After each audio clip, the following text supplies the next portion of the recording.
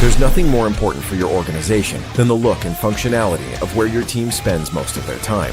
Here at Netting Pros and Stadionic, we create iconic facilities that exceed industry standards and become the headline of your organization. We've worked with dozens of the top leagues, collegiate programs, and professional baseball organizations. We are here at Clemson University to build our second baseball field on a football field. And having that partner with Netting Pros to be able to look at that and say, how can we make this happen that could be great for fans, great for the experience, and they nailed it. We have customized solutions for whatever your needs may be to help every aspect of your project, bringing facilities to life. We got to make sure that we're having the top premier products. We want the best for our guys. Without great partnerships and collaboration with Netting Pros, we wouldn't be able to pull this off. We're confident that your venue will stand above the rest and your vision for the future will be made into a reality. Hello and welcome to another episode of Sunday Night Conversations. I'm your host, Michael Patrick Rooney, and I am so excited for this topic tonight. First of all, because the two guests are great friends, and also this topic is very personal for me. I lived it. I was on the wrong side of this topic, if I'm being honest with myself, but these are still two great friends nonetheless. We're going to talk about Stanford baseball. And, you know, the era that I picked, 1982 to 2003, it's really crazy what Stanford baseball accomplished in that 22-year period. 13 College World Series appearances. Again, I promise you it's not that easy. To go to Omaha 13 times in a 22-year period is really crazy. But it's different. There's more than that. Like, there's two national titles in there, 1987 and 1988. There's a 5-year stretch, 99 to 03, in the new format where Stanford went to Omaha 5 straight times. No one's done that since. That has not been matched in our new format. People have gone 4 straight, but not 5 straight years. Think about how easy it is to get tripped up in the postseason, and Stanford did it 5 straight. And then the other thing that's crazy about that 22-year period is the Cardinal played for the national title 5 times. 2 of them played for it 5 times. So again, the best version of Stanford baseball has always been incredible. And, David Esker, it's so perfect and on brand that he's the head coach of Stanford right now, because he's also an all-time favorite of all of ours. And the 3 straight Omahas that Stanford went to very recently was so cool to see. So can't wait to dive into this. So my two guests, as you can see, are Dean Stotz and Kyle Peterson. Let me introduce Coach Stotz here. Coach Stotz spent 37 years as an assistant coach at Stanford. And obviously, we're going to bring up Mark Marquis tonight. He spent 41 years as the head coach there. And we're not going to call him Coach Marquis probably very often. We're going to call him 9, which is what everybody called him. And KP may even call Coach Stotz here 3-2. But, when I think about the great programs all time in the history of our sport, there's always a Batman and a Robin, right? Like Ron Frazier had Skip Bertman, Gene Stevenson had Brent Kimnitz, Gary Ward had Tom and Dave Holliday, right? And Mark Marquis and Dean Stotz were incredible together. And the other thing that's awesome about Coach Stotz is he did everything. He was the recruiting coordinator. He coached the pitchers. He coached the hitters. He basically was whatever needed to be done is what he did. And then for Kyle, obviously Kyle's a great friend, and I would just say no one has done more in our game than Kyle has, and it's like, whether it's his business acumen, think about all the national championships and Omahas that Kyle has called as a broadcaster. It's so funny. KP's playing career gets poo-pooed because he's had such an impact in so many other ways. But, this is a guy that was a first-round pick, pitched in the big leagues, and Kyle's college stats, his 3 years at Stanford from 1995 to 97, 35 college wins, 398 innings. And this one, KP, this might be your coup de grace. 15 complete games for KP that 15 complete games is that's a different type of determination and just grit right there. So really, and obviously KP pitched in Omaha twice and just an incredible career. So gentlemen, let's start here. Tell me how your Stanford journey started. Coach Stotz, I'll start with you. Tell me how this long career of yours at Stanford came to be. Well, first of all, before we begin, we must not had a pitch limit back then. 15 CGs. We didn't need one. Didn't need one. That's right. I had no idea I was really going to coach. What happened was I was admitted to Stanford as a freshman and ultimately decided not to go, and then went to junior college and played 2 years. And then I think I pitched a total of 13 innings my junior year, and my senior year in the fall we had a pretty good team, and back then they had a whole freshman team.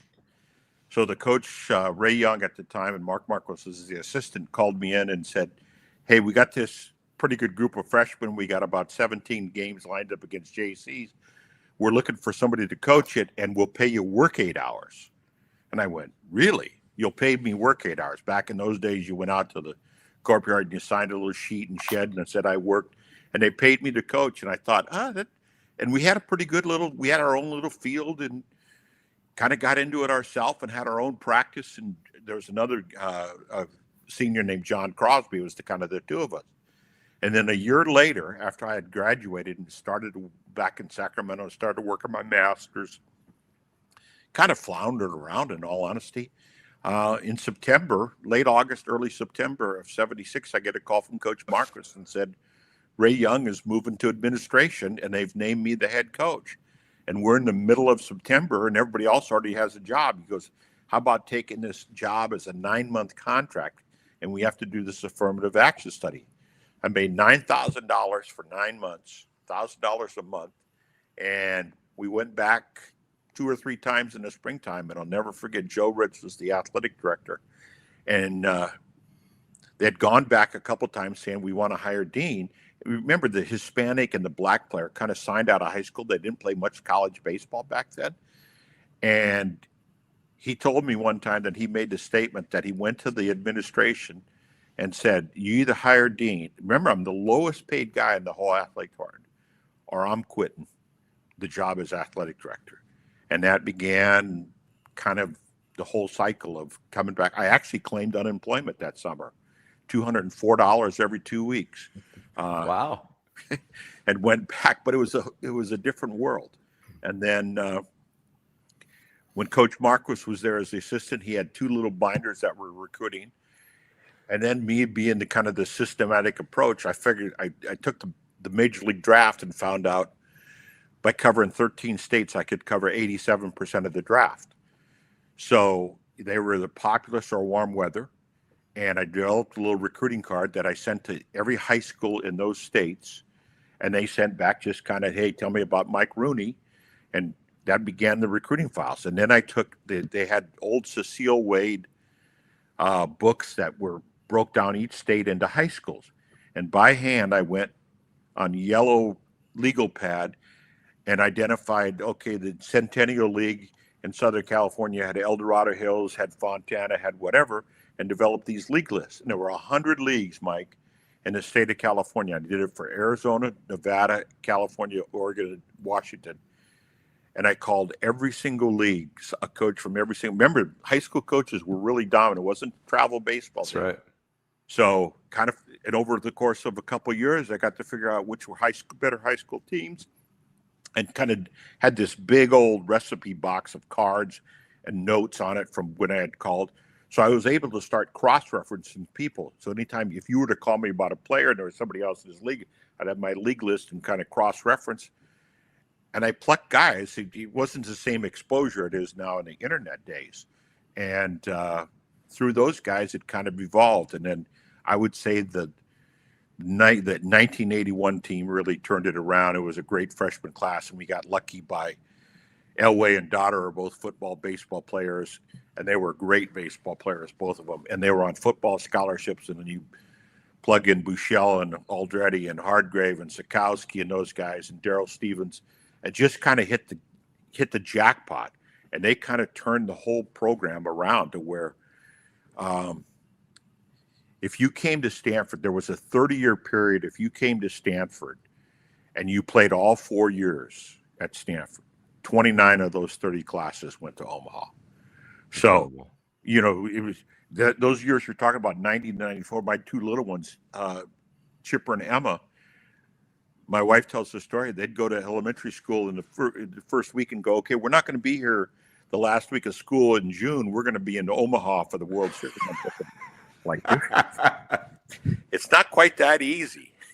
And got lucky. I mean, in all honesty, Kyle Peterson's recruiting story is pretty phenomenal in itself. It's actually the book I'm penning together about how it all came together.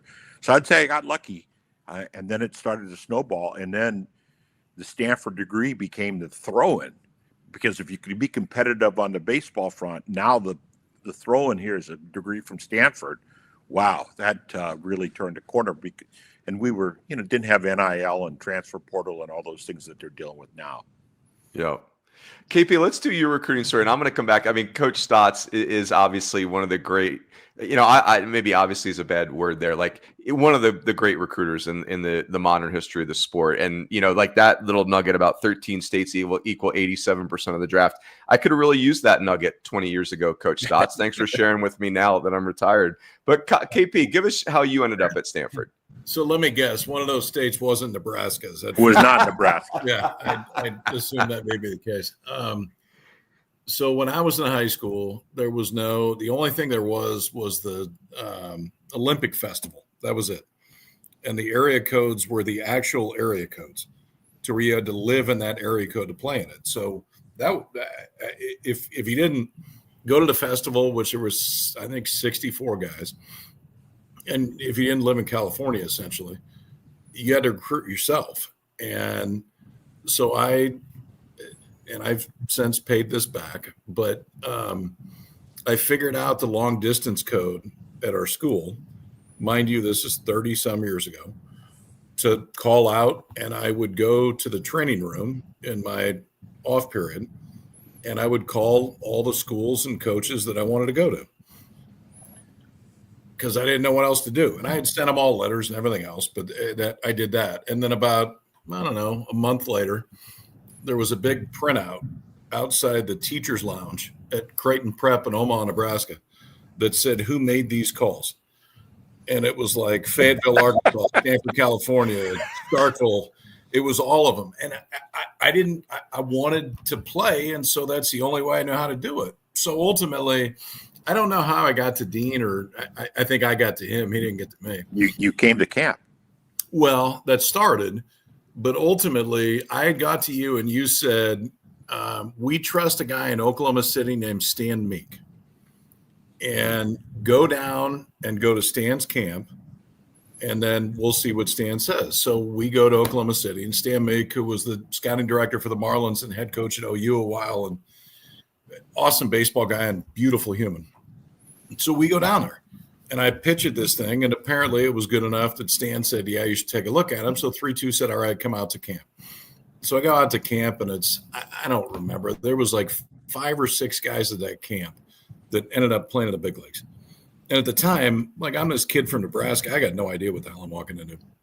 But whatever, go out there and pitch, and it's good enough. So, one of the greatest recruiters ever comes into my house, and he sent this at the time, I think it was a letter, I'm not sure, out to everybody. And one of the questions was, can your family afford for you to go to Stanford if you don't get financial aid? And 3-2, I don't know if you remember this, but I will remember it for the rest of my life. And I didn't ask my dad. I just checked yes. So he comes into the house on the trip, and, it's me and my parents and my dog and 3-2.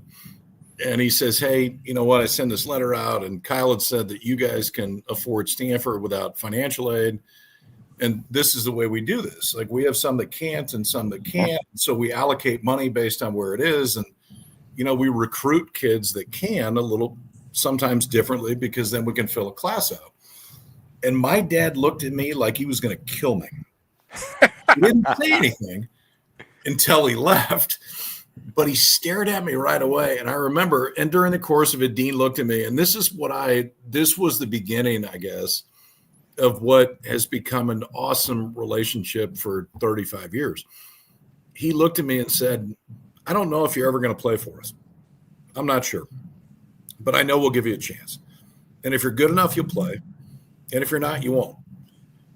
And I remember at the time when he left, I'm like, okay, so does he want me to go there? Does he not want me to go there? I'm not quite sure exactly how this works. My dad wants to kill me because I just told him that we can pay for it. But at the end of the day, and if you never met Dean, he's got a lot of incredible qualities, but like pure bluntness is near the top of the list.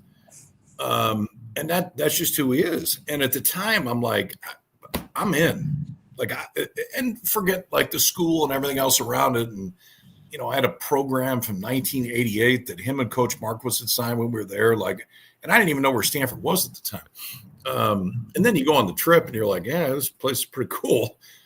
But it was just different. The approach was different. The way he was different. And the experience was totally different. You know, and then you get out there and you get surrounded by stuff that I had never seen in my Nebraska life. And it ended up being one of the most transformational experiences, probably the most transformational experience that I've ever had in my entire life. Mike, let me fill in some of the gaps here with this. This is what he does, by the way. Yeah. So I don't think I've ever told this. When he was pitching in camp, our assistant athletic director was a guy named Tom Beckett that went on to be the athletic director at Yale, had played some minor league ball, was a baseball guy all the way. And he just happened to pop out at camp when Kyle was pitching. And I was in the dugout and watching him pitch. And he said, I don't know, he's throwing the ball 85, 86 miles an hour. I said, what do you think? It's probably a little bit more than that. Oh, no, I don't think so. Okay. And Tom Beckett went, look at his freaking shoulders, man. Look at his arm action. Like, can't you project this? Like, what are you thinking about? What are you worried about? Like, get on with it. But I didn't have any money, right? The whole game was 11.7 scholarships, a little less than 3. He had that financial aid guys, and he wasn't coming from a great baseball area. And I will tell you the story that actually I made a home visit there, but I wasn't scheduled to make a home visit there. Yeah. I had a recruit in Oklahoma and a recruit in Colorado. And back in those days, one-way plane tickets were really expensive. So I was going to drive from Oklahoma to Colorado. And the family in Oklahoma changed the time of the home visit. So I had to shuffle the back end. I couldn't get to Colorado. And I thought, I don't want to waste a day. So I said, who's kind of halfway? And it's Omaha, and came around. And I remember that conversation. I kind of looked him in the eye and I said, you know, I don't know if you, but see, you got to understand, Mike, if you're recruiting for Stanford, you're got smart, right, white, rich kids, and they can be intimidated. So my approach was, if I ever had to talk you into attending, you were the wrong guy for me. Like, if you asked me in the first 2 phone calls, who do you have at my position? It was literally, I'm moving on. And when I looked at him and I said, well, fast forward 3 years later, he signs a first-round Milwaukee Brewers. Turns out to be just unbelievable. And we were so smart, we didn't even start him as a freshman when he went 13-1. I mean, he was in the bullpen to start the year and then kind of evolved into a Tuesday start and then Sunday start, and then ends up pitching one of the most phenomenal years, if not the most phenomenal year, given the bat. And Julie, who was then his girlfriend, his wife, and Susan and Monty, his parents, we went out to dinner after they negotiated the deal. We got to talking and reminiscing back and forth about, do you remember when I was being recruited? And Kyle looked at me and said, you remember what you told me? I said, I remember the dog, the shag carpet, whatever it may be. And he goes, you looked me dead in the eye and he said, I'm not sure you can pitch here. And he said, boy, did you piss me off. And that's so great. Like, if any of us would have known that about him, because usually if you tell a kid that, they run, right? That's right. Yeah. So that trait transpired into performance and everything else. But I mean, look, one other thing. I think I had 10% of a scholarship left. No, you gave me 10. I gave you 10%. But my deal with your dad was, there was always some variance at the end of the year. Who signs, who doesn't sign as a high school kid coming in. And that if I had extra money, I would come to your family first. And Monty said, look, we can't afford to do this, but we're going to trust the good Lord that this is what's supposed to happen. And we were people of our word. And sure enough, we were able to supplement it some years and help. And I wrote you a big, long, handwritten 2-3 page letter sitting in a chair one night. Took me like an hour explaining about why you should come to Stanford. And I mean, it was just from the heart. I mean, I really wanted them. I just was caught money-wise, and it turned out to be just a marriage made in heaven. Incredible. Hey, so let's do this. I want to, Dean, I want to ask you about the 87 and 88 national titles in a second. And KP, I want to get your take on that because you're an Omaha kid, probably at a very impressionable age when that's happening. And I'm curious not only how that affected your choice of Stanford, but also, like how it affected what you wanted to accomplish in your career at Stanford. But I think, I don't know if you would agree with me on this, Dean, but I think the 80s are really that first golden age of college baseball. I mean, think about the players in that decade, like Barry Bonds at Arizona State, Roger Clemens at Texas, Robin Ventura and Pete Incaviglia at Oklahoma State. You guys have, Paul Carey hits the home run, right? But it's, you guys have Jack McDowell and Mike Messina. But even still, like winning back-to-back national titles is near impossible. Were they the same team that did it twice, Dean, or do you feel like those were two totally different teams? Two totally different teams. 87, we started to get there a little bit more often, and Coach Marcus' thing was, look, if you get there often enough, you just get hot at the right time and the ball bounces your way. We never went undefeated to get in there. And the second one, actually, we were placed in a regional in Connecticut in 88, and we lost the first game. And we tried to get cute and pitch a pitcher way down the line, and we ended up falling behind 3-0 in game 2 of being eliminated in the first 2 games. And Coach Marcus had enough of that, and he said, to hell with this. We're just going to see if you have enough pitching to get through it. And we came back to win, and then it kind of flowed. And that in 88, we played ASU in the national title, and they had thumped us 5 out of 6 times. But they had this guy, Kilgo, little turn-it-over left-hander. And, Mike, we just climbed right on top of that plate. There was no outside edge. And we broke loose and scored 5 and 4. We had 8. And I kept saying in the dugout, they were an unbelievable offensive team. But you're down 8-1 in the College World Series championship game. That's a whole different 8-1 than it is in April or May in Phoenix. Sure, the pressure aspects of it. So they were different teams. Now, Chitrin had pitched the finals on both sides, but Jack was there in 87, and then Spencer and Messina started in 88. And yeah, it was you don't look back on it, but then you had Sprague and you had the right people. And our practices were wars. Our inter squad games were so good and so good. And I have to tell you a story about 9. We're playing Rice for the national championship. The winner of the game wins the national championship. I remember this as long as I live. 2003, right? Yep. We go to the outfield before the game starts, like we always do it. He goes over the signs for the 58th time in a row and go through it over and over.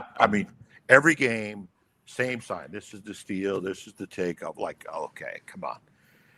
And at the end, he always had something to say, and he said, men, this is no different to me than us playing an inter-squad game in October. We play one way no matter what the circuit. And if you'd seen him coach in an inter-squad game in October, his level of enthusiasm, his level of barking was the same in that kind of game. And it may sound hokey to the world, but to us who were involved, it wasn't any different because he was trying to teach you to play against yourself as much as the opponent. He's the real motor that made this thing go. His ability to squeeze everything out of it. The combination of us worked. He was good cop, bad cop. I was always much easier on the older player. He was much harder. I was tough on the freshman, and he was a little puppy dog on the freshman. And, he let me have my say, but it just worked. We have our offices right next to each other, Mike. There are days we did not say one word to each other. Not like we're mad at each other, just we're different personalities. Yeah.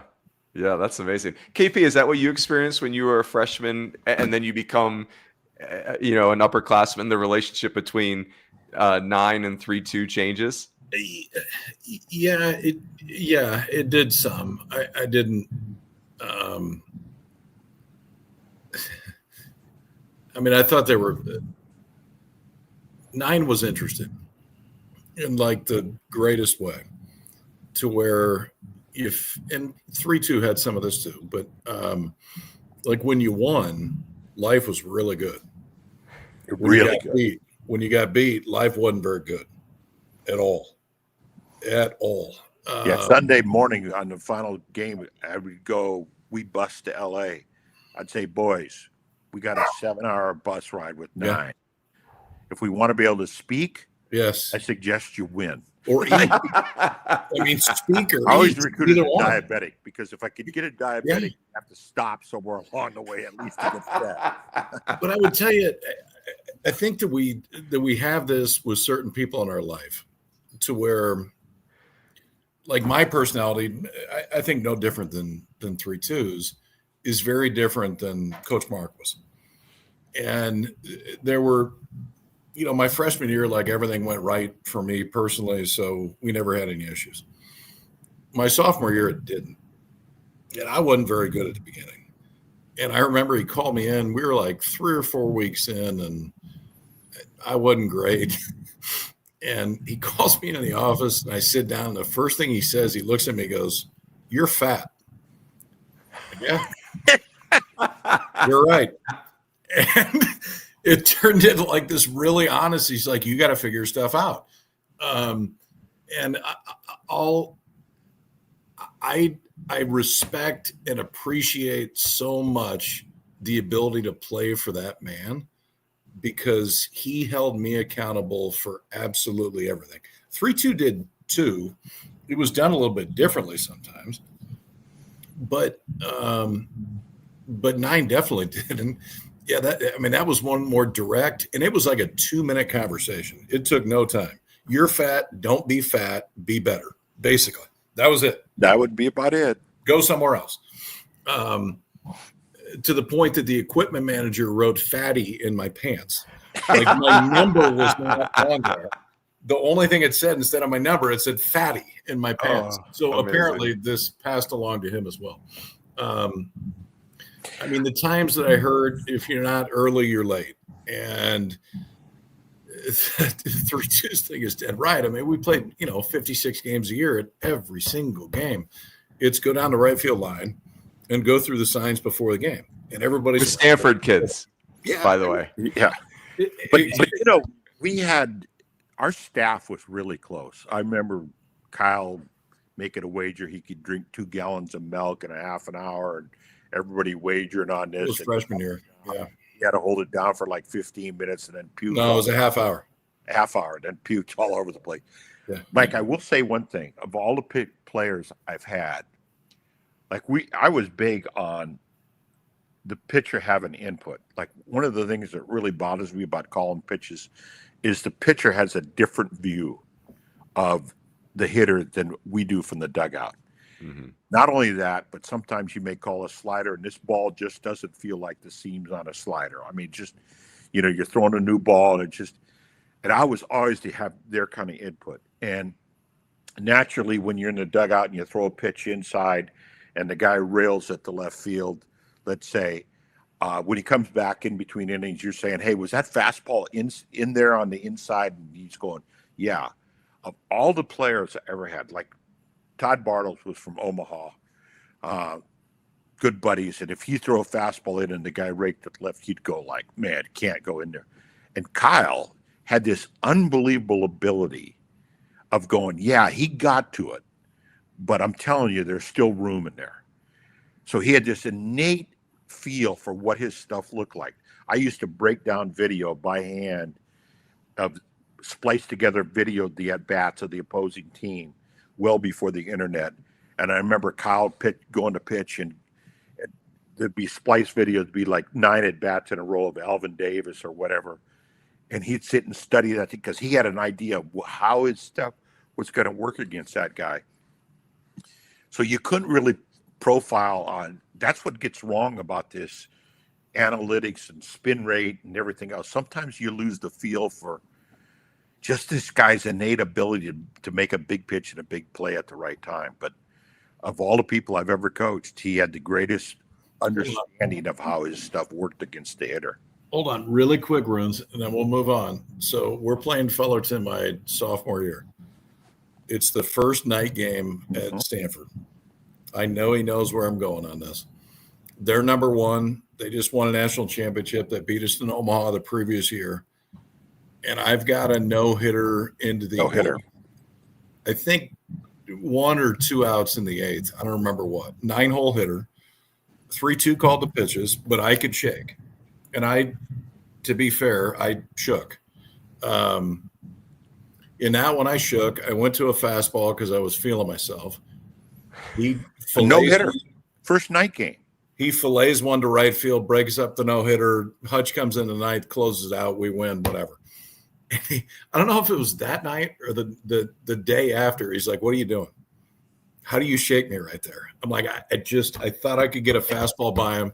It felt like I could get a fastball by him. And it was one of those conversations that, and I've got a lot of those with Dean that I will never forget, but he had this look like a dad gives a kid. Like, how could you do that?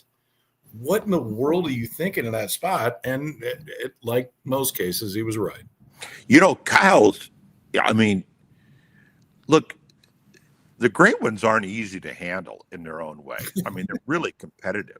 Where's this going? The ASU incident with Troy Kent, with the guy there who was mouthing off to his first baseman, and he was going to protect the first baseman, and I think he hit him, and I tried to get to the bottom of it if he hit him on purpose, and he goes, well, I said, you can't do that, man. What if the guy's laying in a hospital bed? And he goes, well, I don't agree with you, but I respect for you, I won't do it. And I went, that's kind of how it is. I had the conversation of, can you imagine going to see the guy's sister and his mother and going, yeah, he was mouthing off the Troy kid, but that was Kyle, man. He was going to protect it was a different era back then. Yeah. You might have had a few fights, and there was a little bench jockey, and it wasn't going to church by any means. No, perfect segue, Coach Stotz. So let's talk about the 6-pack for a second. So, I missed the 6-pack by a year. The 6-pack was the Pac-10 at the time at a North and a South, and this is 1979 to 1998. The West Coast in baseball is at the height of its powers. And, the 6-pack is, I would say, this is no offense to the SEC, the current version, but I would say the 6-pack is the greatest league in the history of our sport. And it's just different than the SEC because the SEC is 14 teams, then 16 teams. This is 6 teams. This is, NorCal, Stanford and Cal. It's SoCal, it's USC and UCLA, and it's Arizona. It's Arizona and Arizona State. You're playing each other 6 times each as the story. You guys lived it. But it's like, you can barely get through the second 3-game series without it turning into WWE. It's like, it's so competitive and every team's capable of winning the national title and it's feisty and all that type of stuff. And the story I want to tell Coach Stotz about your level of recruiting, 99 is my first year. We're going up to play you guys at the farm or on the farm. And so we're doing the scouting report, and this is my first Pac-10 games ever. And you guys have a shortstop named Eric Bruntlett, who obviously plays in the big leagues. And in the scouting report, I'm looking at it. I'm like, the kid has 10 plate appearances in 2 years, and he's from Lafayette, Indiana. And in my mind, I'm like, how good of a player can this kid possibly be? Right? Like, he's been keeping a chart for 2 years. And, but again, first year for me, I don't really know what I'm getting myself into. And so, we show up and we're watching you guys take in and out. And Bruntlett, first of all, is built like an NFL running back. Totally. He's a double-digit steal guy every year. His senior year, he hits 24 doubles. And KP, he was a freshman, you were a junior. He's throwing lasers across the infield. And I think my scouting report was not super complimentary of Eric Bruntlett. And I can feel Pat Murphy's eyes burning a hole in my back. Like, he's looking at me like, that kid's not a great player, or you have the names mixed up, clearly, right? So that was part one. And then in that series, if you remember, Coach Stotz, so Justin Wayne's a first rounder All-American. He pitches on Friday night. That's fine, right? I get it. You guys are great. You got a great Friday night guy. Jason Young throws on Saturdays. And I'm like, all right, I quit. Like, if that's Saturday, I'm sorry, but this is not going to go well. I mean, he was throwing a million miles an hour with some Vulcan split thing. And you're just like, what are we supposed to do with all this? So, Coach Stotz, I'll start with you, but tell me about, like, how would you sum up the six-pack and what those wars were like? Well, I think it was a true champion because you had to play home and home. Now, the Arizona schools at that time had an unbelievable home field advantage. I mean, the fans were into it. ASU was just vicious. That same team had Mike Gosling, who was a second-round draft pick, as the game 3 starter. I mean, we just destroyed people with those 3 starters. And the depth and the familiarity, it probably is so much like pro baseball. I've never been in pro baseball, to where the depth of the scouting report of what he can and can't do, the little, like, I knew when your catcher at ASU just dragged his glove along the ground, he's backside picking to third base. Here it's coming. I mean, we studied that film like you couldn't believe. I mean, it's just, and then ultimately when you play that often and that competitive, you're going to have things that irritate you, right? Yeah. And Murph would just, oh my God. I mean, he'd fight you in a heartbeat. Like, he's just a tough guy, and his team played to that thing. And was Jerry at Arizona at that point in time, Jerry Kindle? Yeah. Coach Kendall. Jerry was, and who was the pitching coach? God's with him for a long time. Stitter or the other one. Yeah. Gosh, it just seemed like he's there tomorrow. I mean, but just look, and we were always trying to prove that we were tough enough. Coach Hesker gives this talk of the Stanford athlete. There's a wrestler that has blood streaming down his thing with his arm raised with the national title going.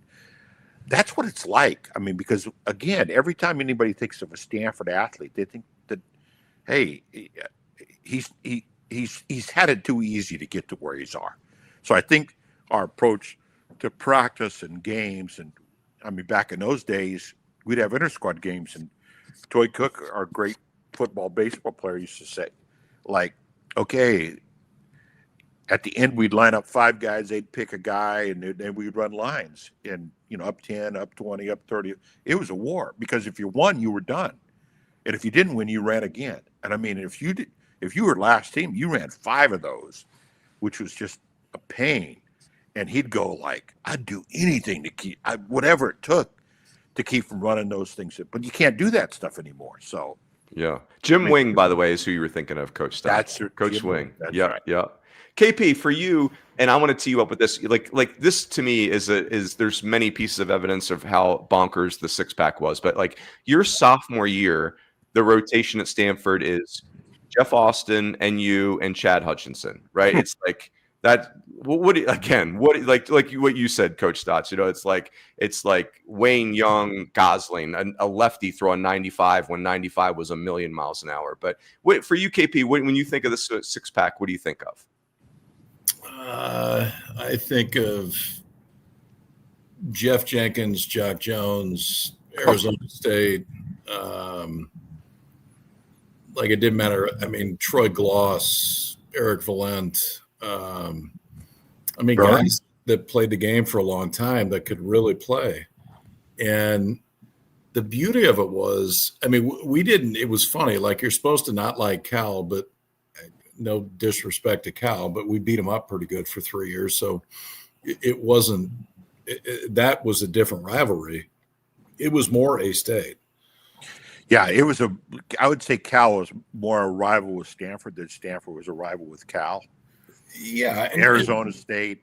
But A-State was loaded. And UCLA, like, we got to know some of those guys, and Runes, you weren't at A-State yet. So I'm sure if you were there, they would have been a lot nicer. But at that point, we every day we kind of went. I remember my freshman year, we're playing UCLA, and Gloss hit a ball as far as I've ever seen a human. Well, maybe besides Brandon Larson and Omaha, but as far as I've ever seen a human hit a ball off me at our place.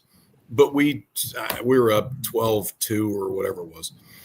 And Eric Burns spikes high into second base. And Brian Dallamore's the second baseman. And we get in the dugout, and Dally looks at me. He's like, dude, Burns just like spiked me in the knee. I'm like, okay. So Burns comes up the next time, and I hit him in the ribs. This may have been the time that Dean and I had that conversation. I'm not sure. And Burns starts going at Dallimore.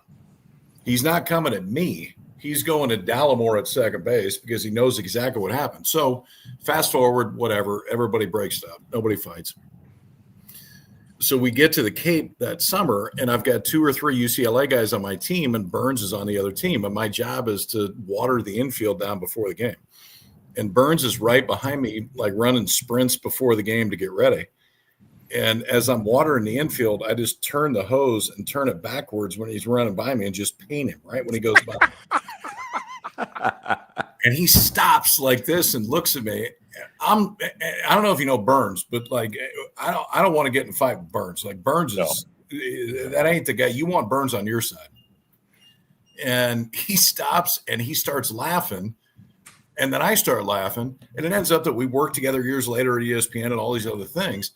But it was this competition that I think is the most beautiful type of competition. Like when you go against somebody, you hate them for 3 hours. Mm-hmm. And then when you get done, you're like, man, I want to do that again. Yep. Like you're on my side, I'm with you. And for the next 2 days, you're not. So we're going to go toe to toe. But until then and after then, until then, we'll go toe to toe. But after then, like, let's go hang out. Because you're the kind of guy that I want to be around. And Burnsy was that way. And there was plenty of other guys in that league. It was just it was a unique time when you go home and home with everybody. And the environments were different, right? Like A-State was, I would say within the pack, the closest thing you could have to SEC. I mean, they were mean and they were old too. Like you were there. I mean, it was the elderly and they were old and they yelled at you. And my dad almost got in a fight there one time. Like they got on you differently than other places. The other places didn't necessarily pack it, but the teams were so dang good that, man, it was fun to go. And it's fun getting booed. Like it's fun going in other places and having them get on you. I get the times change, and Lord knows it was 30 years ago, but going on the road, playing everybody home and home was so much fun in the league at that point, because when you played them the first time, you knew you had to see them again. You know, incredible. And Coach Stotz, as you know, like the head coaches in that league were just like, it was like the cover charge was you have to be a Hall of Famer, right? It's like, you know, Mark Marquis at Stanford and Coach Milano at Cal and Pat Murphy at Arizona State and Jerry Kindle and his great staff at Arizona and Coach Adams at UCLA and Mike Gillespie at USC. Yeah. I mean, it was like, as a young coach, it was an incredibly intimidating environment. I mean, Gillespie remember 3-2? He had that cop that coached third base. Coach Klein, right? Yep. He would pick. I don't even know if they picked it, but they had you convinced that they were picking everything you did. Every pitch. It was little moves. And the guy was a cop, I think, wasn't he? Yes, he was. Yeah. LAPD, I think. Yeah. They call him Coppers. And then they told me later that he was. And he'd stand there and stare in, and then it's little moves and everything else. I remember I went to the same thing. I went to the Cape. We were playing. It was against SC. And I thought they had me, and it was because of him. And so I went out of the stretch for the whole game. And we get out to the Cape in the summer, and there was a guy from SC that was there. And I'm like, what did you guys have? Like, you're leaving. What did you guys have? He goes, oh, it wasn't you. It was a shortstop. I'm like, are you kidding me? Like, I was the whole time I'm trying to change stuff the entire game. Gosh. And that's incredible. At the time, it had nothing to me. I'm coaching third with Gillespie, and Aaron Boone's playing third. And Boone loved to talk. And I was the third base. He still does, to be fair. And Gillespie in the third base dugout down there, be harping at him, get on in here, come to the line. And he turned to me and he went, you know, he never told me any of this stuff when he recruited me. Like, oh, that's so great. He didn't show this side of me when we used to Gillespie and my wife and Sanchez and stuff. We used to have dinner on Thursday night before our series at Stanford. We had some Italian place here for 3 or 4 years, and then his assistants went, you know, you're just not quite as competitive against those guys. And he got a hold of me and he said, but when I retired, he wrote me the greatest note. He was as tough. I think the way to describe it was hard to play those guys. I mean, they were so prepared. Such incredible ability to change pitchers. I mean, the job of a head coach is kind of, look, can you change the pitcher at the right moment? Rod Dato had the greatest feel of always got him one hitter where everybody left him one hitter too late. And he just had this innate feel of Of course, they had no scholarship limits back then, but that's a whole different deal. Yeah. So let's transition to this. Like this is another great segue. So one of the things that was unique, Coach Stotz, about you guys at Stanford was, again, looking at it from the outside, was you guys played schedules as if you didn't get to pick. Like the pack was already extremely rough, and like the rest of us humans are out there looking for wins in the non-conference. I would never say this to Coach Marquis because I have too much respect for him, but I would say, like, Coach, like, were you like on a lot of cough syrup when you made like Fullerton, Texas? Like, coffee.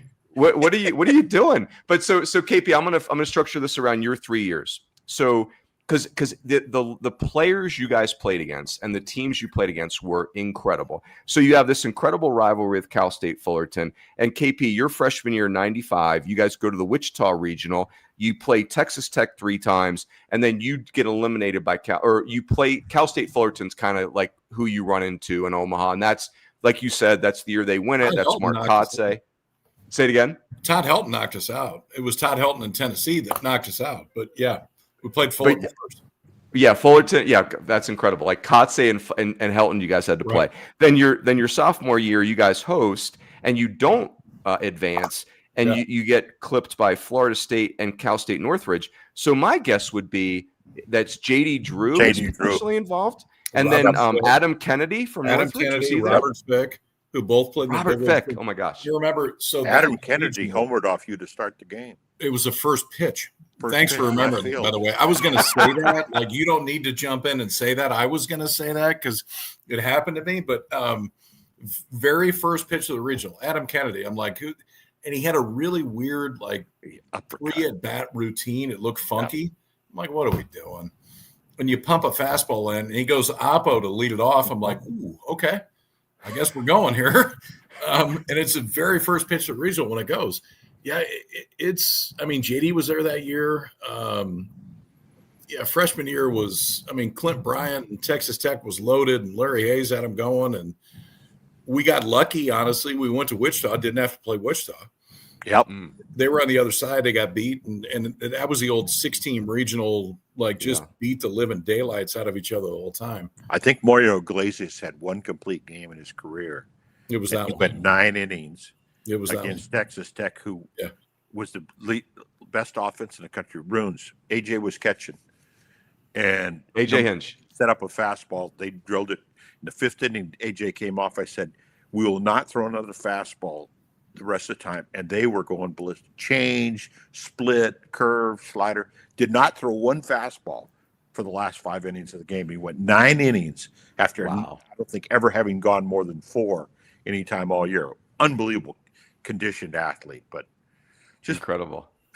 Somehow, some way, we always seem to play big in the regionals and the World Series, like bigger. Well, so I'll say one thing about that, and I didn't realize it until after. So, Coach Stotz, Esky was kind of like, Esky was the guy that everybody loved. Mm-hmm. They still do, honestly. Nothing's changed. But Esky was the guy. He was younger. He had played there more recently. Like, it was a little bit different. But it was a total grind the whole year. And what shocked me my freshman year, and it was the same way that each of the 2 years thereafter, is when we got to the postseason, they took their hands off the wheel. I'd agree. And it wasn't like, hey, we're not going to say anything, but it was not this grind, we're going to go. It was more, we've done our part. Like, now if we play well enough, we'll get there. You guys go. We'll figure out what happens at this point. We've done our part. And I remember after my freshman year thinking, man, this is different.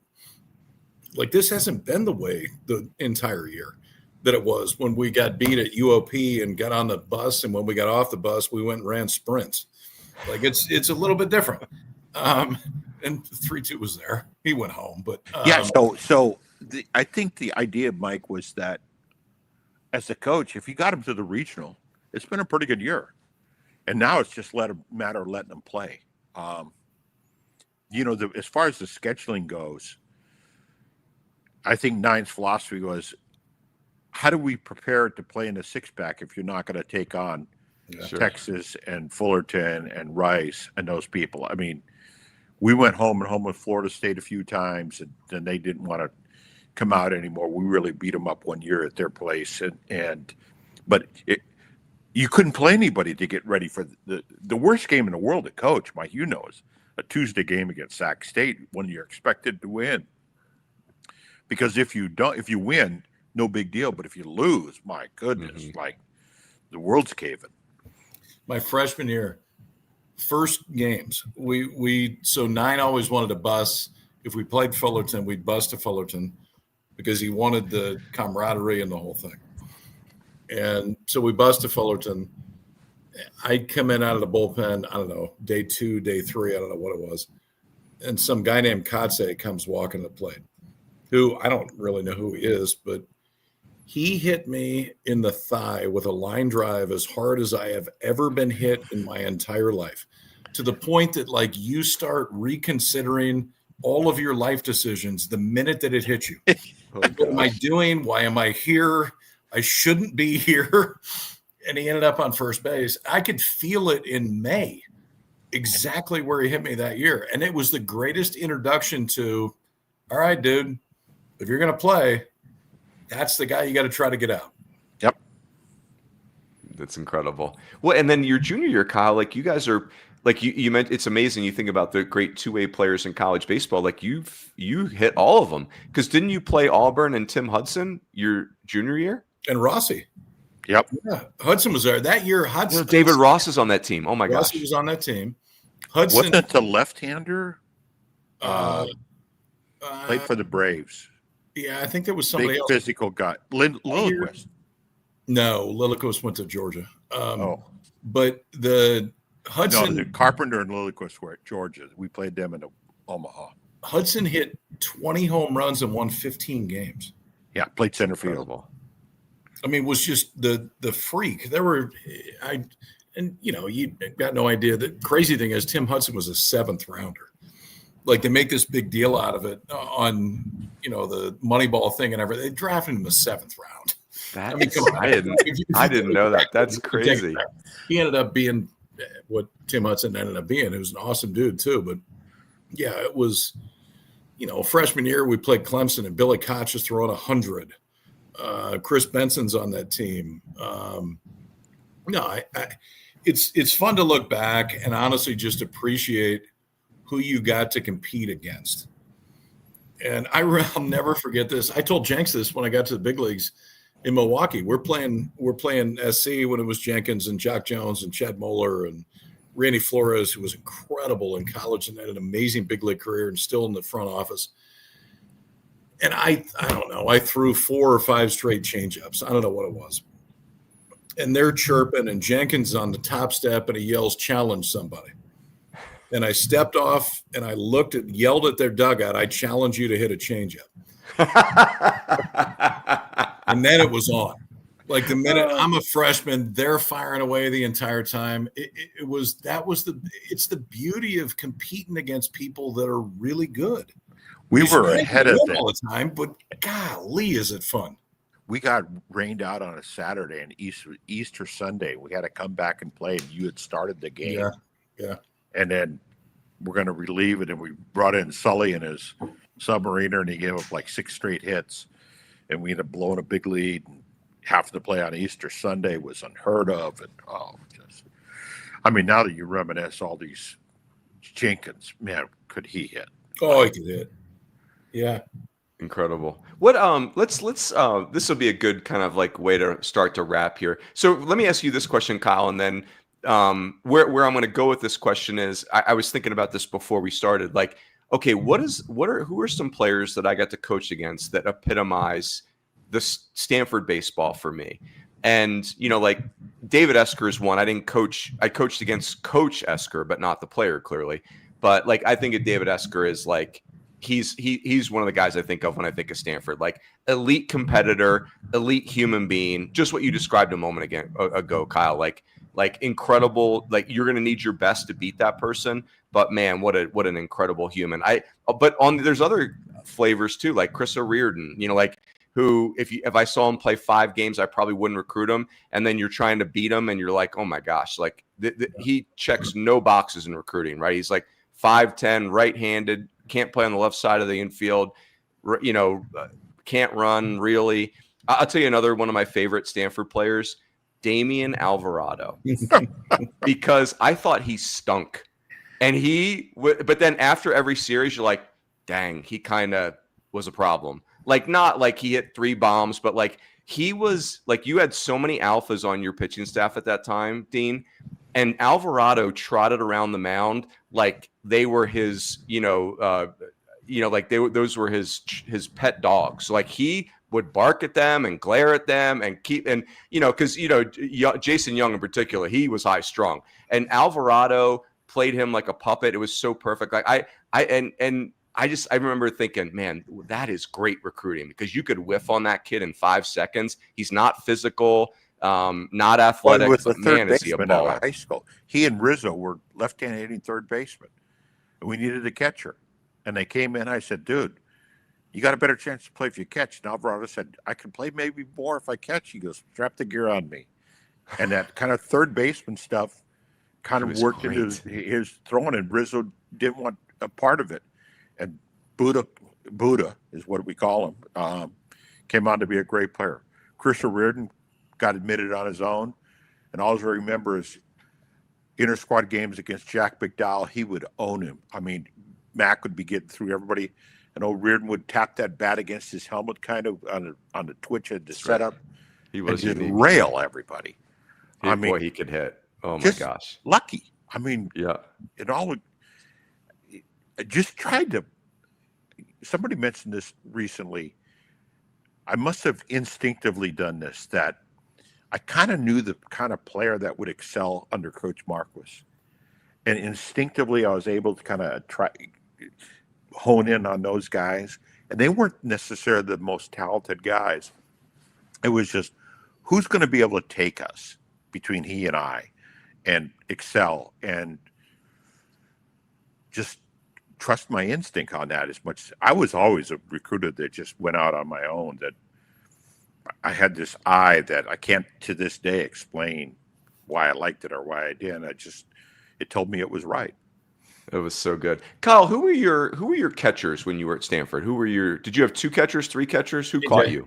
Yeah, 2 primarily. I mean, AJ was there, didn't sign his junior year, came back his senior year. So I was fortunate. I got 2 years with AJ.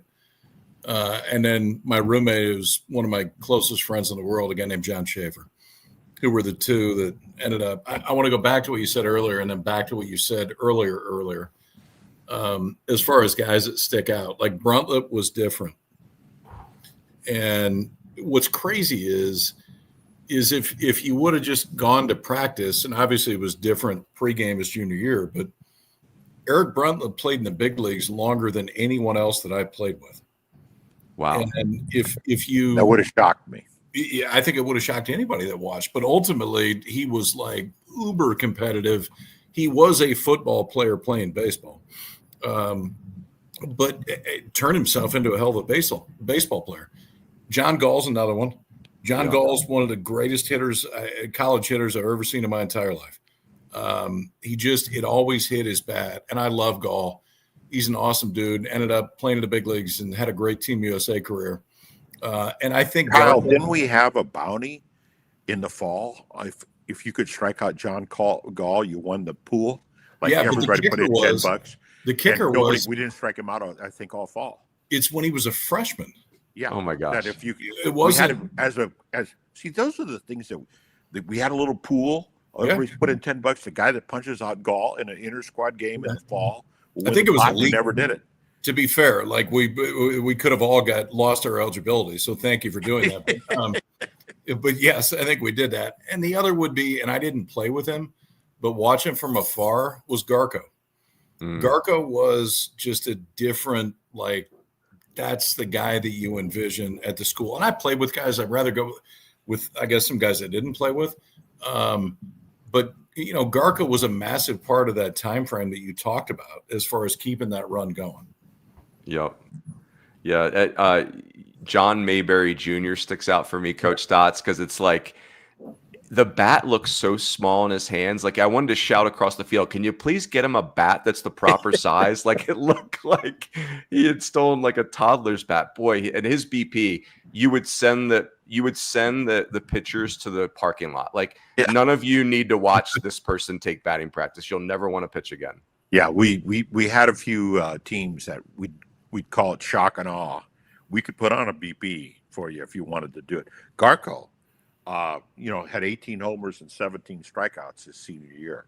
Wow. More homers than strikeouts. But the play I remember, there was a bunt play and he threw it up the line, and Mayberry didn't go into the runner to go get it, and it bounced away. And man, coming into the dugout, Garco had Mayberry backed up against the wall. You ever do that again on me, like you sucker?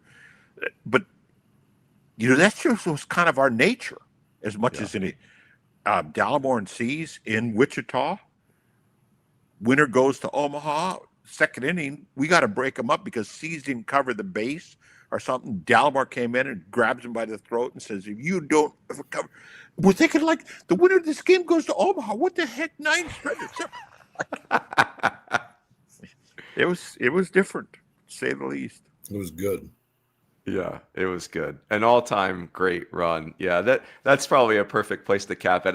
There's so many places we go. Coach Stotz, I remember we would all have to go to the area code games as assistant coaches. And I remember one year, just to taunt us, you brought the sports page back when we had newspapers because it's like I'm only what recruit isn't picking guys. Stanford. Yeah, right. It was I remember we, like, for us at ASU, we would have like let trucks run over our chests to sign Danny Putnam. And I mean, he met everyone at Arizona State, including the president, I believe. And then one visit from Coach Stotz. Yeah, I'm going to go to Stanford. Okay, thanks for coming out. That was, and of course, it was great. Tell you guys, the original area code games, I was the guy behind Given, who was the founder of area codes.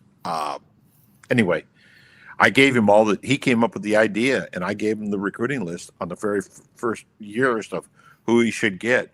And it was in Lodi, first area code games, and it was just the state of California broken down. And it was good. It was so good. Gosh. And Kyle, I love the way you said that. It's like it was the playing against these Stanford teams from the other side of the field. It was so hard, right? Like it was just like you were up against it in so many ways, but man, it was so good. It was so fun. And yeah, everything about it too, like you guys with the pullover jerseys that never changed and the Mizuno cleats that I don't think any of us could have, this is When you going to change jersey tops? So we had Marquis. When I die, when I die, you can have one. Because he hated guys that unbuttoned their jerseys. I remember we were the easiest sale. The scheduling was Fullerton, Texas, Rice. Okay, what jersey? The Mizuno, Rawlings, same jersey, same colors, one same hat. plate. Like it was the easiest sale of all time. Low maintenance. What's that? How about a camo? There it is. It's back there somewhere, but no, we have one hat. That was it. But I still remember, like at the beginning of the year, we had these old satin jackets my freshman year. The old school satin jackets that you remember, but they had got the new jackets that were in the equipment room that we knew were there. And we had to win 2 out of 3 on the road to get the new jackets. They were there. They were there the whole time. But until we won 2 out of 3 on the road, we did not get the new jackets. And when we did, it was a really good day, man. I get the whole thing today, like take the picture of all the gear in the locker room and everything else. Man, there was something pretty pure to, hey, we got it, and you got to earn it. Mm-hmm. You figure out what you got to do to get it. How about fixing the field? Dragging the field, raking the field. That was a badge of honor for us, right? That's your shortstop, Barry. You groom pitcher's mound. Yeah. Here's Jack McDowell hammering down, tapping down pitcher's mound. Like, we keep a chart for us. It was a privilege because we relied on that information. Yeah, except you had to sit by you the whole game. That was exactly. Hey. So great. Oh, so we could go another 2 hours. This has been great. I knew this would be very, very fun. And again, it was an honor to compete against Stanford, and just see what the Stanford players have become in their careers and their lives. And it was a different time in college baseball, clearly, but it was an awesome time. I'll never apologize for that time. It was so great. So, Well, and Coach Stotz, go ahead. I'll end with this. What you and Kyle have done with D1 baseball, you are the absolute voice of Division I baseball. College baseball's never been more popular. I think kudos to just the awareness of everything that takes place.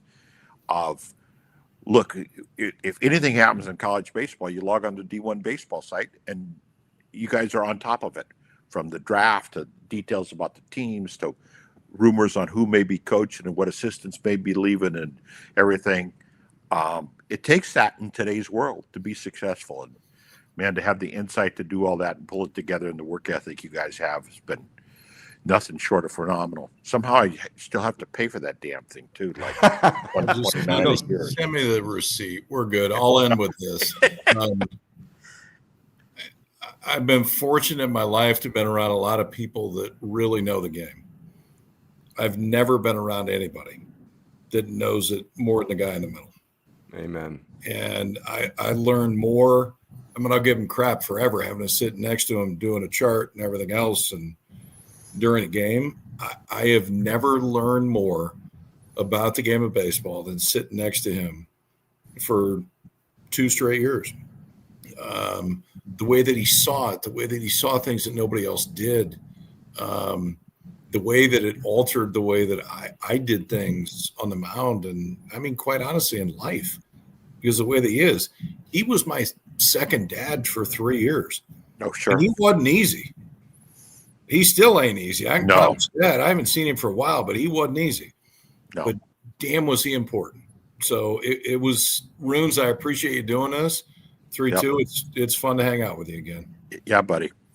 Keep up the great work, man. Amen. Yeah. Hey, our good friend Kendall Rogers, who obviously him and Aaron Fitt are, as Kyle is, the heart and soul of D1 baseball. Our friend Kendall, KP, he would say that the 6-pack and that era that we're talking about had 80 bar fight meter. That's exactly what it was. It was very, very competitive. That's so the way you want to play. That's right. Amen. So great to be with you guys tonight. This was awesome. For our listeners, thank you for checking in. We've got 2 more of these Sunday night conversations coming up. We're going to talk about the Illinois 2015 team, who was a top 8 national seed. I would argue one of the great Big Ten teams in the history of the league. And then we're also going to do a really fun podcast around TCU going to Omaha 4 straight years from 2014 to 2017. So that's coming up the next 2 Sundays. Everybody have a great week, and we will catch you next time on Sunday Night Conversations. Thanks, Runes. Thanks, Runes.